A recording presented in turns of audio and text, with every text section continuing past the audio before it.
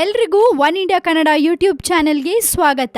ನಾನು ರಾಶ್ಮಿ. ಅಮೆರಿಕಕ್ಕೆ ಹೊಸ ಅಧ್ಯಕ್ಷ ಡೊನಾಲ್ಡ್ ಟ್ರಂಪ್ ಬಂದ್ಮೇಲೆ ನಮ್ಮ ಭಾರತೀಯರಿಗೆ ನೆಮ್ಮದಿ ಇಲ್ಲ. ಅಲ್ಲಿರೋರ್ಗೆ ದಿನ ದಿನಕ್ಕೂ ಆತಂಕ ಹೆಚ್ಚಾಗ್ತಾನೆ ಇದೆ. ನಾನಿದನ್ ಯಾಕೆ ಹೇಳ್ತಾ ಇದ್ದೀನಿ ಅಂದ್ರೆ, ಅಮೆರಿಕದಲ್ಲಿ ನಡೆದ ಒಂದು ಘಟನೆಯಿಂದ ಭಾರತೀಯರು ಪಾಪ ತುಂಬಾ ಹೆದರ್ಕೊಂಡಿದ್ದಾರೆ. ಆ ಘಟನೆ ಏನಪ್ಪಾ ಅಂದ್ರೆ, ನಮ್ಮ ದೇಶ ಬಿಟ್ಟು ತೊಲಗಿ ಅಂತ ಫೈರಿಂಗ್ ಮಾಡಿದಾನೆ ಒಬ್ಬ ಅಮೆರಿಕನ್. ನಮ್ಮ ಒಬ್ಬ ಭಾರತೀಯನ ದುರ್ಮರಣ. ಅಮೆರಿಕದ ಕನ್ನಾಸ್ನ ಬಾರೊಂದ್ರಲ್ಲಿ ಫೈರಿಂಗ್ ನಡೆಸಲಾಗಿದ್ದು, ಘಟನೆಯಲ್ಲಿ ಒಬ್ಬ ಭಾರತೀಯ ದುರ್ಮರಣವನ್ನಪ್ಪಿದ್ದಾನೆ. ಮೃತನನ್ನ ಹೈದರಾಬಾದ್ ಮೂಲದ ಇಂಜಿನಿಯರ್ ಶ್ರೀನು ಕಚಿಬೋತ್ಲಾ ಅಂತ ಗುರುತಿಸಲಾಗಿದೆ. ಆತನ ಸ್ನೇಹಿತ ಅಲೋಕ್ ಮದಸಾನಿ ಸೇರಿದಂತೆ ಮತ್ತಿಬ್ಬರು ಫೈರಿಂಗ್ ನಲ್ಲಿ ಗಾಯಗೊಂಡಿದ್ದಾರೆ. ಮದಸಾನಿ ಸ್ಥಿತಿ ಚಿಂತಾಜನಕವಾಗಿದೆ ಎಂದು ಹೇಳಲಾಗ್ತಿದೆ. 51 ವರ್ಷದ ಆಡಮ್ ಪುರಿಂಟೋನ್ ಎಂಬ ನಿವೃತ್ತ ನೌಕಾಪಡೆಯ ಸಿಬ್ಬಂದಿ ಗುಂಡಿನ ದಾಳಿ ನಡೆಸಿದ್ದು, ನಮ್ಮ ದೇಶವನ್ನ ಬಿಟ್ಟು ತೊಲಗಿ ಅಂತ ಕೂಗ್ತಾ ಗುಂಡು ಹಾರಿಸಿದ್ದಾನೆಂದು ಹೇಳಲಾಗ್ತಿದೆ. ಆರೋಪಿಯನ್ನ ಬಂಧಿಸಿರುವ ಅಧಿಕಾರಿಗಳು ತನಿಖೆ ನಡೆಸುತ್ತಿದ್ದಾರೆ. ಇದು ಜನಾಂಗೀಯ ದ್ವೇಷದಿಂದ ನಡೆದ ದಾಳಿ ಎನ್ನಲಾಗ್ತಿದೆ. ಅಮೆರಿಕ ಅಧ್ಯಕ್ಷ